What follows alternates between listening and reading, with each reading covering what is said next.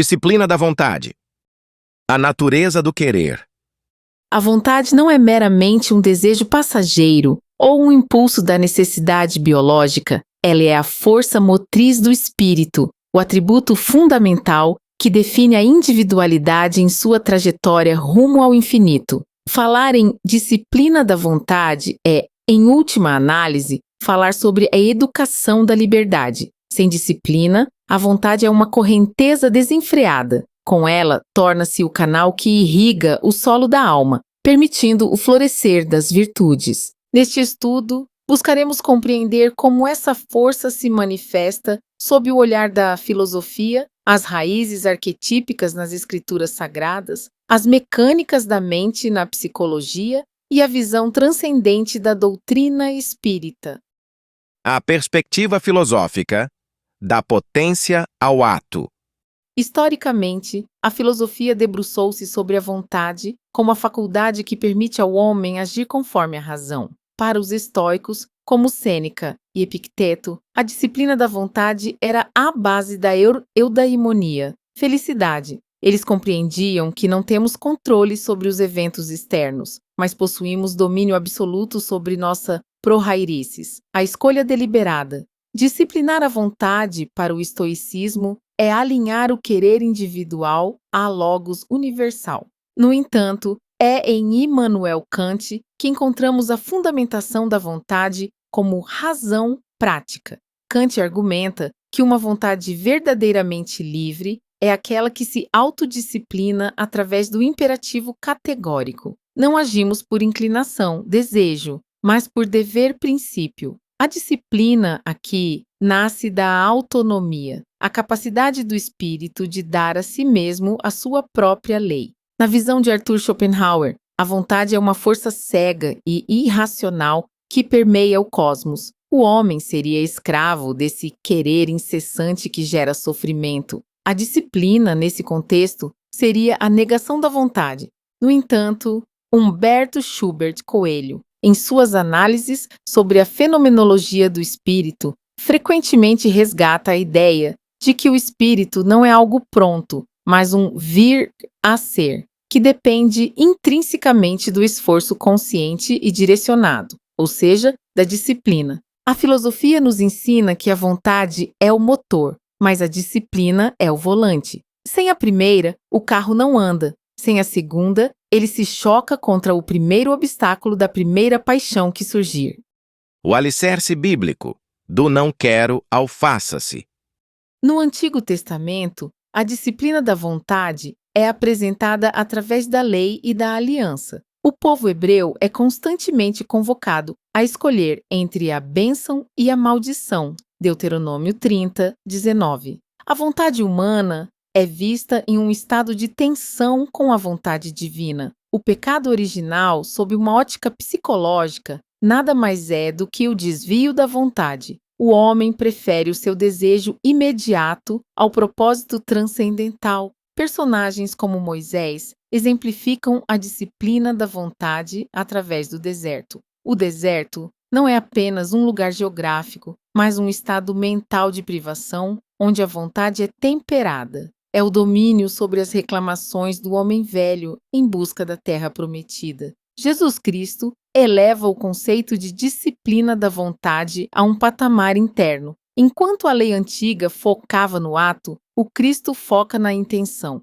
Seja o vosso falar sim, sim, não, não. Mateus 5,37. É o código máximo da vontade disciplinada e transparente. O ápice dessa temática ocorre no Getsêmani. A frase, Pai, se queres, passa de mim este cálice. Contudo, não se faz a minha vontade, mas a tua. Lucas 22, 42. Representa a integração perfeita entre a vontade humana educada e a lei universal. Não é uma submissão passiva, mas uma escolha ativa de alinhamento. Paulo de Tarso, o apóstolo dos gentios, descreve a luta interna da vontade em Romanos 7,19.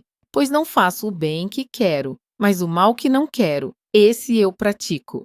Paulo identifica aqui a fragmentação da vontade, que a disciplina espiritual busca unificar.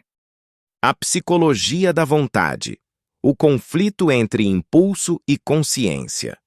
Na psicologia moderna, a vontade é frequentemente estudada sob o prisma das funções executivas e do autocontrole. Para a psicanálise freudiana, a vontade humana está constantemente prensada entre o id, os impulsos instintivos e o princípio do prazer, e o superego, as normas sociais e ideais. Disciplinar a vontade, nesse contexto, seria o fortalecimento do ego para mediar essas forças, permitindo que o indivíduo não seja apenas um joguete de seus desejos inconscientes. Todavia, é na psicologia analítica de Carl Jung e na psicossíntese de Roberto Assagioli que encontramos paralelos mais ricos com a espiritualidade. Assagioli, em sua obra O Ato da Vontade, define-a não como uma força bruta, mas como uma função de regência. Ele argumenta que a vontade tem 3 fases: a vontade forte, a vontade sábia e a vontade boa. A disciplina consiste em transitar do mero esforço muscular da mente, querer a força, para minha vontade sábia, que utiliza a inteligência e o autoconhecimento para direcionar as energias psíquicas. Do ponto de vista cognitivo-comportamental, a disciplina da vontade é o exercício da gratificação adiada, a capacidade de renunciar a um prazer imediato em favor de um objetivo maior. A disciplina da vontade, a longo prazo, é o marcador psicológico da maturidade. Como veremos adiante, essa maturidade é o que o Espiritismo chama de progresso do espírito. A doutrina espírita e a educação da vontade.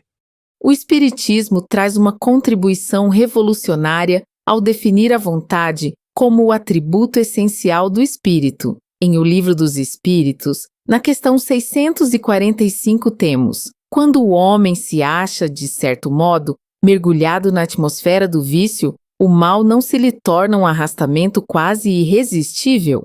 Arrastamento, sim, irresistível não, porquanto, mesmo dentro da atmosfera do vício, com grandes virtudes às vezes deparas. São espíritos que tiveram a força de resistir e que, ao mesmo tempo, receberam a missão de exercer boa influência sobre os seus semelhantes. Para a doutrina espírita, a disciplina da vontade é o alicerce da reforma íntima.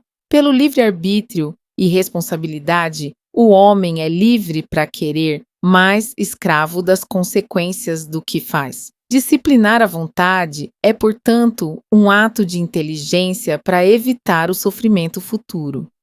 Em Pensamento e Vida, o espírito Emmanuel, através de Chico Xavier, afirma que a vontade é a gerente de nossa vida. Se o pensamento é a matéria mental, a vontade é o eletroimã que a orienta. Uma vontade indisciplinada cria formas pensamento caóticas que aprisionam o indivíduo em obsessões e angústias. A disciplina aqui não é punição, mas educação. O espírito encarnado está na Terra para domar o animal, o corpo e seus instintos, e sublimar as tendências remanescentes de seu passado evolutivo. A vontade é o instrumento de cinzelamento desse diamante bruto que é a alma. Em sua obra Genealogia do Espírito, Humberto Schubert Coelho realiza uma síntese magistral entre a ontologia clássica e a realidade espiritual. Ele propõe que o espírito não é uma substância estática, mas um processo de autoafirmação. Para Schubert, a vontade está intrinsecamente ligada à consciência de si. O espírito nasce para a verdadeira vida no momento em que deixa de ser apenas reagente ao meio e passa a ser agente de sua própria história. Vontade disciplinada.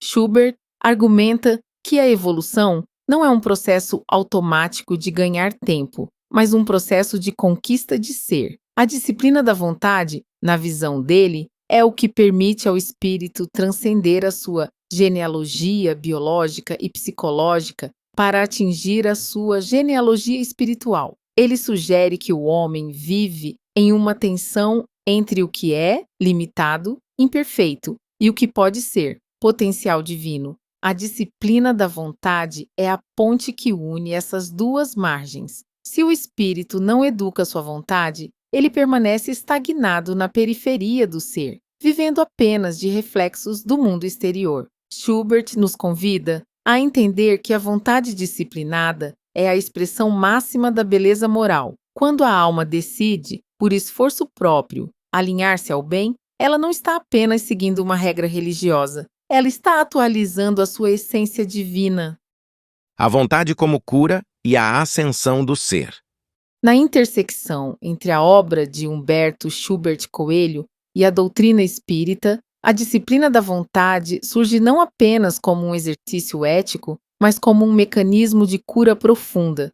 Schubert sugere que a enfermidade da alma advém da fragmentação. Quando queremos várias coisas contraditórias ao mesmo tempo, dissipamos a nossa força vital. A disciplina é o processo de unificação desse querer. A vontade disciplinada atua sobre o perispírito, segundo a visão espírita, consolidada pela psicologia transpessoal. O estado de desequilíbrio mental, a ansiedade, a depressão e as obsessões, muitas vezes, é o resultado de uma vontade viciada em circuitos de lamentação ou desejo egóico.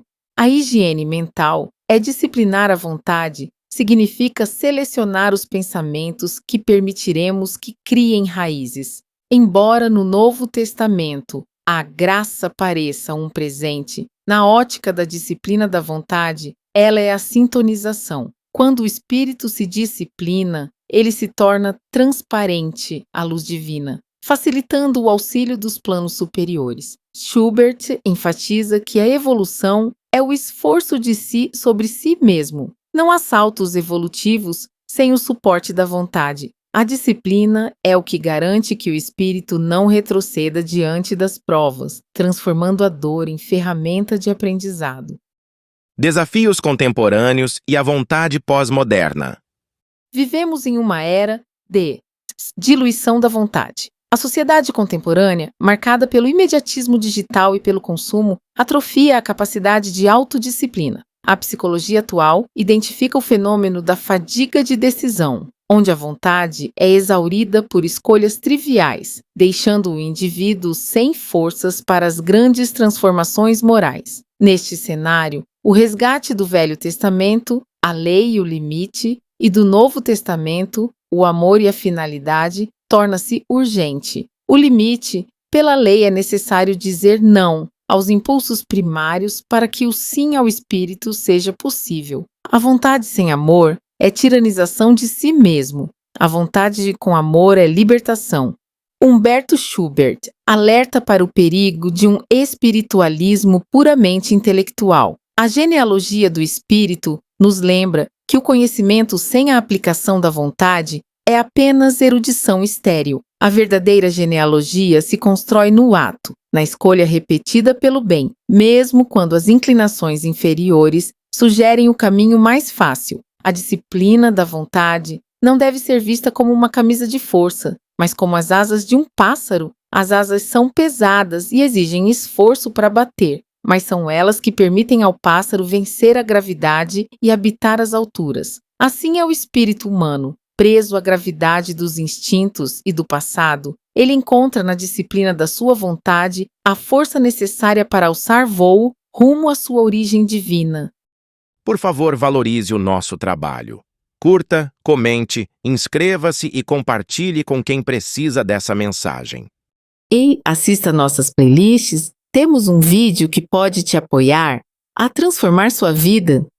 Muito obrigado!